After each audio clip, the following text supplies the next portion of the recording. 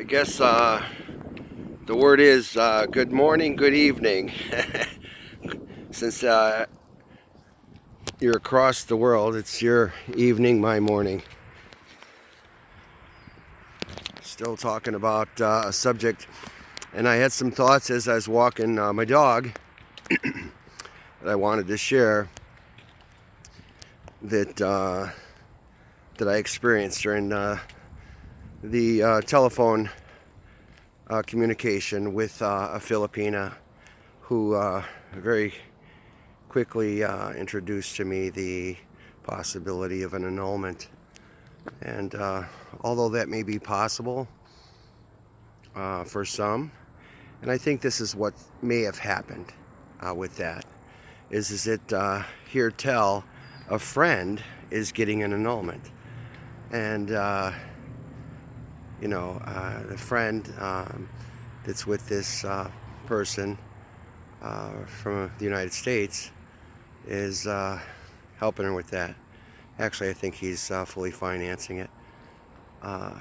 And she has one child from her husband.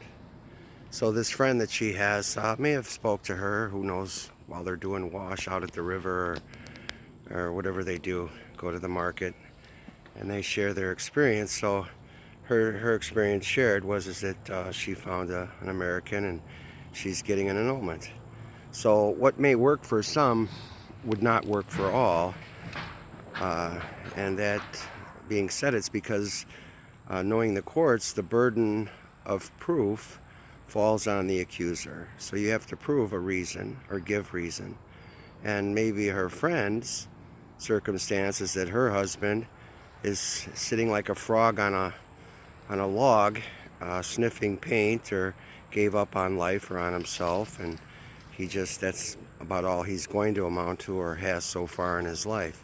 So she maybe would have an excuse or a reason to have that union annulled, because one would assume that he's mentally unstable or incapacitated. However, she did also say that her friends that is getting this annulment is friends with the husband. So I thought, but anyway, maybe they just don't have an understanding of either the court system or the English language. So my curiosity and all that is what are your grounds? And then I find out that they're best of friends, her and her husband, and that's commendable that they're trying to be civil with one another, is what I would interpret from that, and maintain some kind of normalcy for the children's sake, and that is also a commendable thing. However, to introduce to me that there's potential for us, because I would recognize separation as that there's going to be divorce, and since that's not available to them, then to her the next best thing is annulment, and that could be obtained just by requesting it or through financing from another source or a third-party source, like someone like myself. Although I keep my money for my children and for my livelihood, and you spend yours if you want me. And that's a risk that someone would take, but a thinking person would understand that you're not able to just easily get an annulment, and if you're up in age or a little bit older, that wait time would be ridiculous. But if you have your faculties, you're also going to realize that that you have to, the burden of proof again falls on you. And if you're best of friends or have joint bank accounts or businesses that you share or property, it becomes a little bit more complicated, especially if you've been married for a lengthy period of time and the spouse on both ends are gainfully employed and educated and productive. There's a difference. One sitting on a log like a frog sniffing paint, gave up on life, and the other one is actively employed and doing well, and she is as well, and blah blah blah. So the probability to get something like that annulled is going to be slim to none. So because I brought that to her attention and wanted to discuss that, it's my mistake that I'm not fluid in her language and I can explain myself, or that she would even understand it because of the difference of our thinking, you know, or that I would roll the dice on something like that and then finance it, especially knowing what I know about courts and about what is necessary, you know, to request something like that. You know, so again, I was trying to get on the business end of that and find out what we were going to have to come up with, and then in the interim of time and space and discovery, found out that a lot of that was just being held tightly, you know, to herself, you know, and then for her own personal gain, and then looking to me to finance something like that was just, I felt quite ridiculous, especially just through phone contact. So my advice to all people that are pursuing relationships in other countries, whether it's this one, that one, or the other, you know, you got to be careful. You know, because there are many cultural differences, our thinkings, our thoughts, reasons why we feel what we do are all different. So you have to take all that into consideration. But sometimes when you don't know all that, and you're learning it as you go, it can interfere with any future plans, I guess. So I don't even know what the theme of this would be, other than, you know, the annulment thing. You know, if you are online and somebody there who is separated, I guess that would be the theme that introduces that to you, unless they're ex-husband. And they might tell you that too. This is another thing. If you're on the phone and you're not there to see it yourself, they could tell you anything. And that's anywhere, you know, and then you're just living your own fantasy. So I like that a lot of the folks that talk about it is, if you're really that curious about someone or something, you know, go there. And, you know, the type of woman that you would hopefully be looking for isn't going to be standing on the corner or asking for coin as soon as you get there, etc., or just dumping all their issues on you and wanting you to save the day because you're just meeting them, you know, and you don't want to meet them like that. So I would think that any good man would fear that. I mean, it's wonderful to meet somebody in a you know, surrounding of, you know, whether it be the beach, I wouldn't say a club, but somewhere just nice where you can go and just have a relaxing atmosphere and get to know one another. And that's not going to happen in a day. So that's the unfortunate thing about travel, is that in 2 weeks time or whatever, unless you know, just in that time you know that they're an honest person, and that can be learned in just that little bit of a time, would one want to take that risk. But you know, it was a toss-up with me as far as considering the Philippines or, you know, another foreign area or country for retirement. That's coming up. I got some years yet to go, but to get a full retirement. So, you know, but it was a consideration. But when you learn that there's just as much upset going on over there as there is over here or elsewhere, then you know, you have to kind of pick and choose, you know, and go about your business, I guess, and live your life, you know, and let the rest do the same. I was kind of excited though about the Facebook thing in the Philippines. I thought a lot of those folks that are scamming, I'm not saying that all are, but a lot that are, that using that as a vehicle to attract others through either messenger or conversate. but here's the deal, even if it is removed by their president, and there's no negotiation or compromise, they'll find another way. You better believe it, because they're industrious.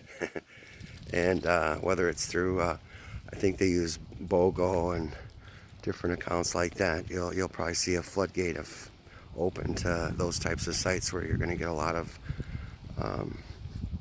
people talking online and trying to mix up with others. So it's kind of just be aware of that.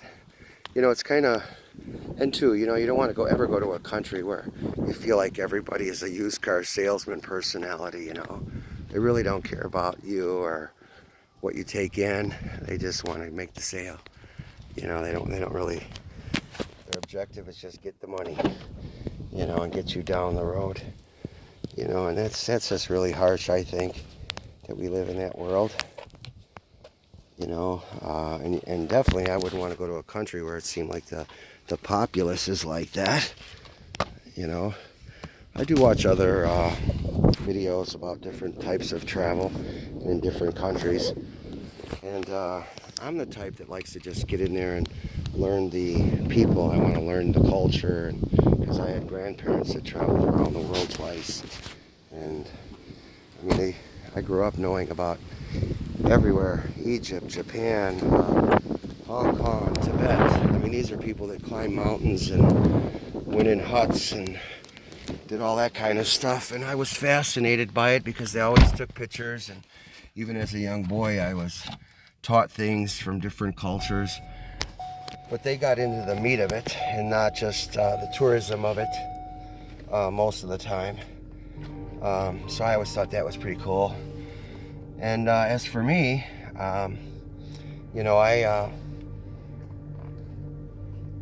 that's how I am too. I like to just get in there and kind of get your feet wet, and learn how they eat, what they eat, how to prepare it. I like to learn stuff like that. So I think it's very interesting, and I've always loved that about cultures and people, And I think that's why I said yesterday that I was so disappointed, because I was of the mind that maybe, that this uniqueness about the Philippine people, not just the women, but the men and women, and I don't mean girly boy men, I mean just men, real men, that they, there was something unique about them, and that they, even through their struggles or hardships, they find a way to do what they do. Excuse me, I'm trying to plug my phone in so I can charge it and speak too, because it seems to go down pretty fast when I do this sort of thing. Yeah, so I get excited about, cultures and foods and cuisine and, learning language even. I think it's fun and can be funny. I love karaoke, and I was really excited that the Philippine people like that so much, because I like to do it too. So I thought we had a lot of things in common. But one thing we don't have in common that I have seen a lot of is I don't want to cheat nobody out of nothing. I'm all about let's be fair. Let's make sure that we do everything right by each other and help each other at all times. It's a small world. Sometimes it's bigger at others, but small also. I'm looking for good people, honest people, Christian people. What I mean by that, it's not so much, that you have to be overly religious either. I don't care what culture you're in or what religion you practice. I just think that there should be something spiritual about you, about all of us, and that when you're around that person, there's something good should come from it. And I don't mean money. I mean, there's just something comfortable when you're in their presence that you feel, and you enjoy each other, and you laugh and you share. And I kind of felt that, when I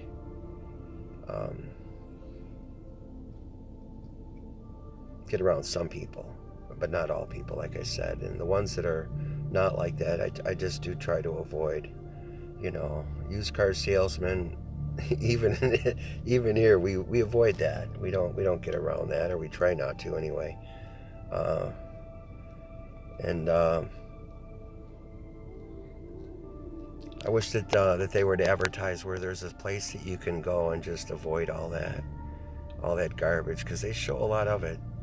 I'll tell you, and then it's not good advertising, I don't think.